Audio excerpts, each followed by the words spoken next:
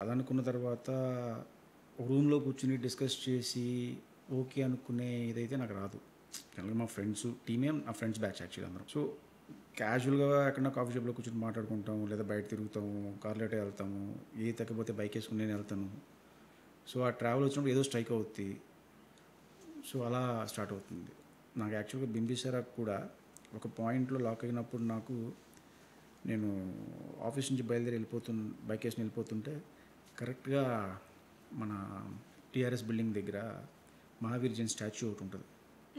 చాలామంది ఛత్రపతి శివాజీ స్టాచ్యూ అనుకుంటారు. అవునవును. సో, నాకు అక్కడ ఆ రోజు ఆయన జయంతి.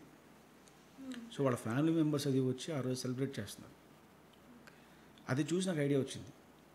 బింబిసారాలో ఓకే, బింబిసారుడు విగ్రహం పెట్టి వాళ్ళ ఫ్యామిలీ మెంబర్స్ సెలబ్రేట్ చేస్తే ఎలా ఉంటుంది అని.